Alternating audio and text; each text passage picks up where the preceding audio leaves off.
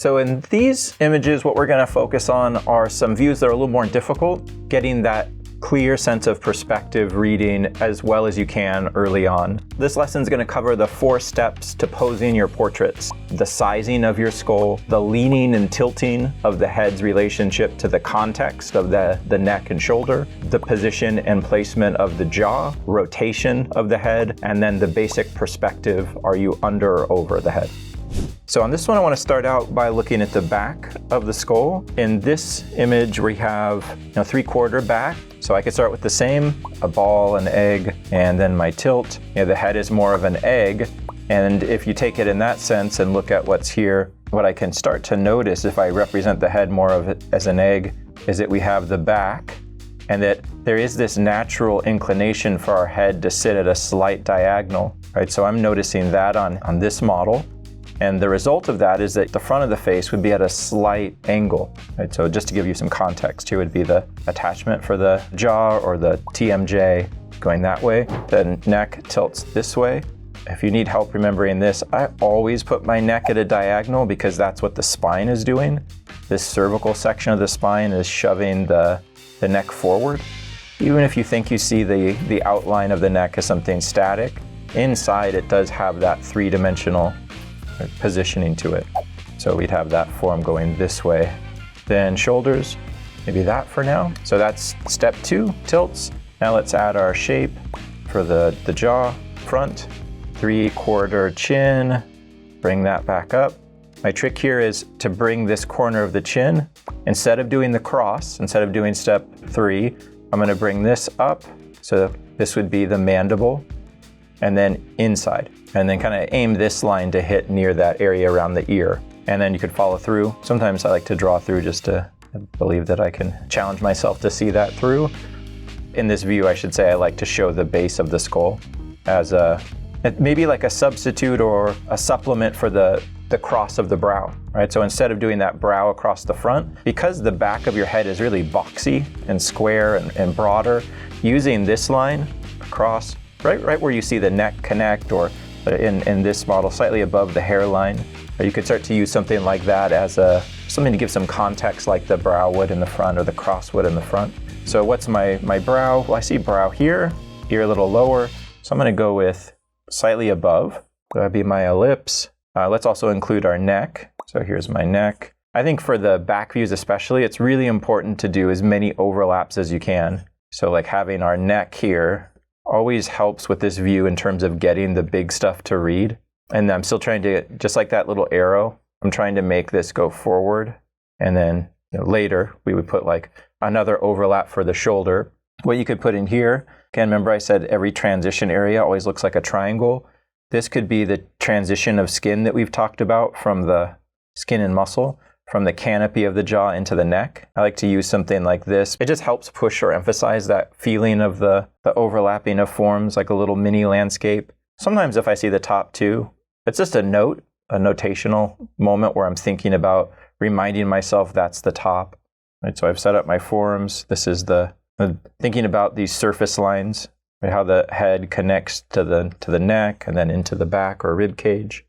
In this course, you're going to be learning a step-by-step approach that will take you through how to understand the proportions of the face, develop primary structures for your skull and jaw, and then address the features as sculptures that will be set on top of those primary forms. In this one, what might be useful is, sometimes I like to do my tilt, which would be like that for the head.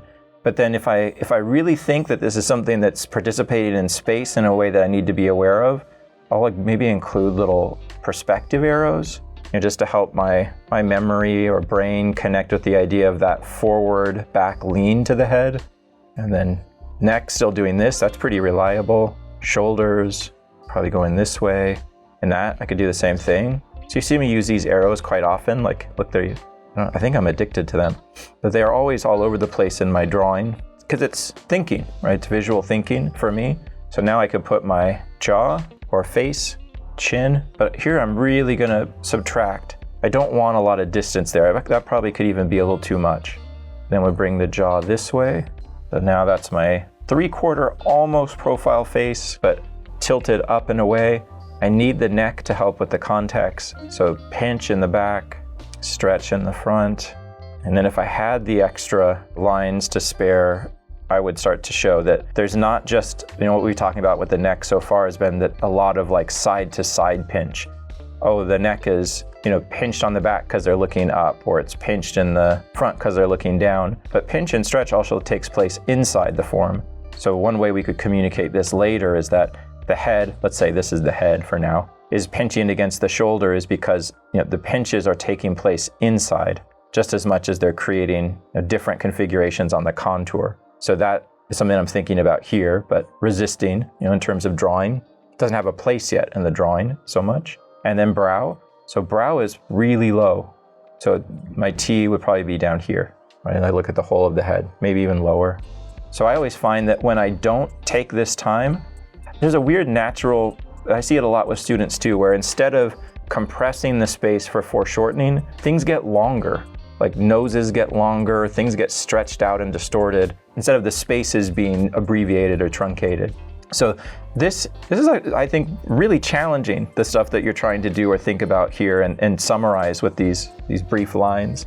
But it's going to pay off as we start to advance through the drawing, because you never have to worry about it again. But once it's done, and you just move on to the fun stuff. So brow to ear.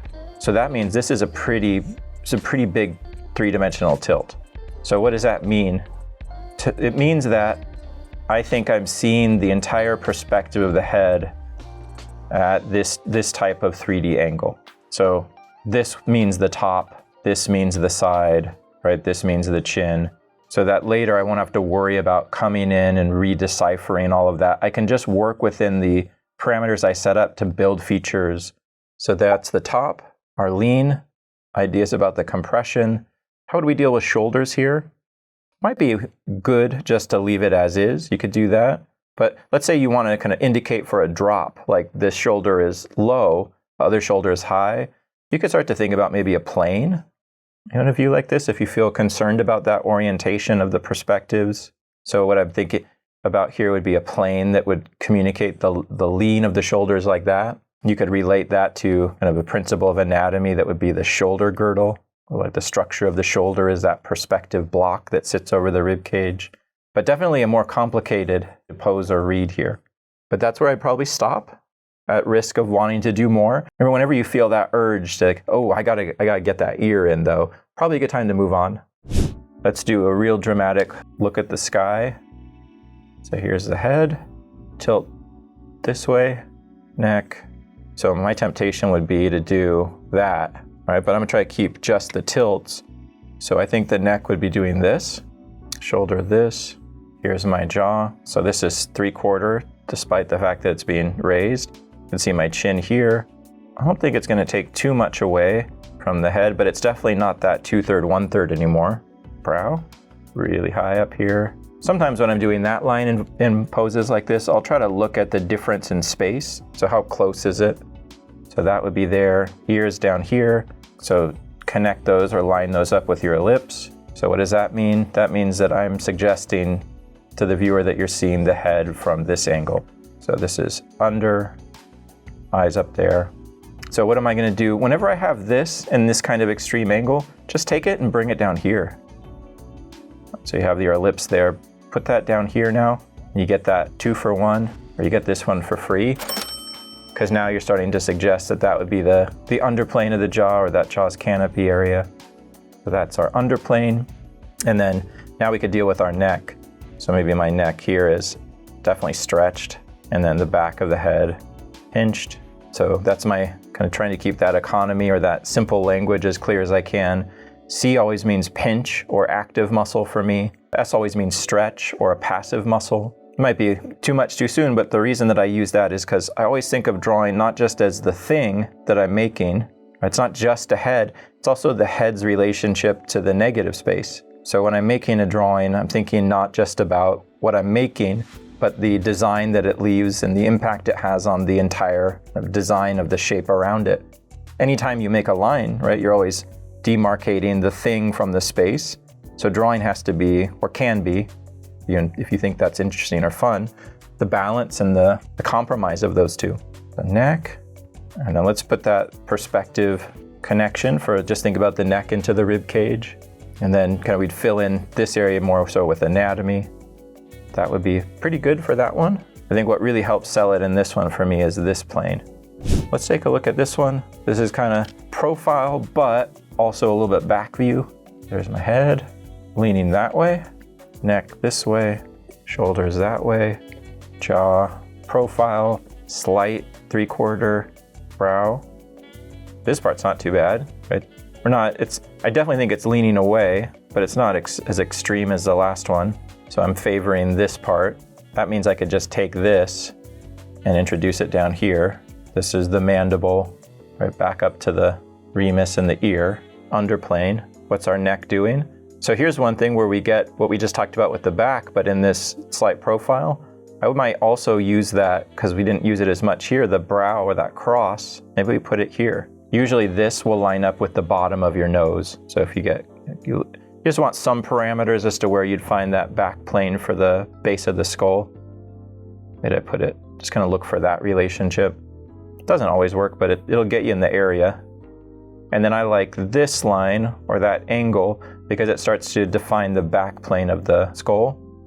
Notice that it's parallel to this though, right? That any lines here that are describing depth, I'm keeping parallel. This is too much too soon for sure, but one thing that my process tries to do, and its emphasis on perspective, is we're not going to be drawing the head as boxes, but it doesn't hurt to consider it primarily from the standpoint of maintaining space and proportion in your perspective, right? That when you start to find these planes, and when we come across planes by process of steps and elimination, all the information that ends up on them has to remain parallel. The most frequent way that I see heads start to get a little distorted is for these lines to go different directions, or features that are on those planes go different directions. Here's your C curve, S curve for the neck, and then high to low because we're ultimately seeing the front. This one is so challenging I don't really even want to draw it, but I will. Yes! So this is one where we would absolutely need overlaps. So we're at a bit of a disadvantage again. I do need to have overlapping forms to make something feel like it's like extremely foreshortened. This is a really common question with figure gesture too. Well, how do I do dynamic poses? How do I do perspective and foreshortening? Very carefully, or you don't, right? Because it's not yet ready for it. That's just not the stage. So here, let's do as much as we can. This is my head. I begrudgingly am thinking of a tilt that's this way, but I'm gonna add my perspective arrows, right? So that would be even more extreme. So that my 2-dimensional tilt I can think of as 3-dimensional. Hopefully that reads.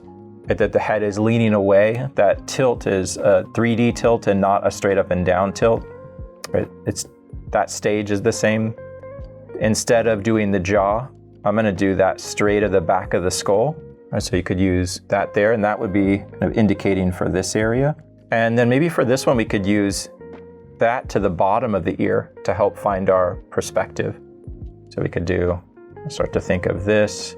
But this is like that rare edge case scenario where it strains some of the steps because it just gets so weird in terms of its configuration or the forms of it. Every approach, every gesture, so we're talking about every shape has its own specialty. Sometimes in a pose like this, it might just be good you can just focus on the body as this distorted combination of abstract shapes when it becomes that foreshortened.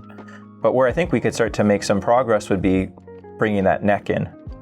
So here would be my stretch. So the neck is stretching in this case, and then I'm gonna build in my volume.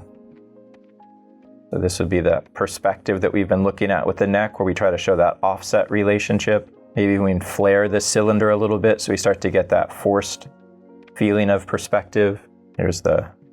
We talked about that head being a little bit square in the back. Sometimes just shaving the back of your skull down with some straights can help that feel like it's dipping down or forward some.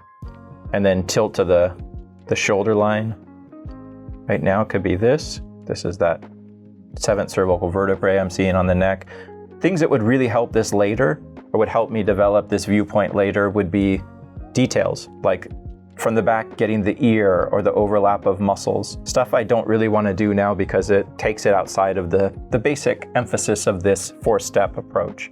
Here, so this would be the reverse of that really extreme from the front. tilt, tilt, tilt, head, jaw, 3/4, wrap your shape down, stretch for the neck, barely any neck in the front, just a little pinch, offset angle of perspective, brow, really low. So now that'd be my cross. Ear pretty high, so that means we're seeing this perspective. Double check your major axes as being halfway. I'm trying to show, what am I trying to show? This angle, and that's it. And so that will be ready to build on. So that one, what happened is this area got a little bit smaller, and then we just opened up this ellipse between the brow to the ear. Oh, what happens now? No neck. Still have to draw it to imagine it. Shoulders. Here's the jaw. So I would probably subtract some jaw for this one. I think I'm seeing the chin hitting right at the sternum or the pit of the neck. So that's there. Brow is here. Ear is up here. If we were to see the neck, it would probably be hidden in here. But we could get more from this view in terms of the foreshortening if we start to pull that shape out a little bit. Here's my center line, but it's not too instructive right now. That would be it. The poses that we've gone through here definitely represent the extreme end of this as the positioning of the head, neck, and shoulder. And I think for the most part, you can get by with this process pretty consistently through each one. Just keep in mind, no workflow will ever be the magic bullet that fixes every single pose. You know, some of the ones that we did here, if you need to cheat a little bit or introduce some of your own steps or push an overlap, it's not the end of the world. Our approach is really just trying to direct your attention to something that is set up, an initiation to the drawing, thinking of big ideas and not getting bogged down in detail. So for each one of these, we've definitely kept that consistent. And now it's time to start to take these and build them up. This course will help with any number of things. It could be invention, building more of a backbone and a scaffolding to the way that you think about your light and shadow. You're going to be learning a step-by-step approach that will take you through how to understand the proportions of the face and then address the features as sculptures that will be set on top of those primary forms. Check it out. It's at proko.com/Hampton. I'll see you there.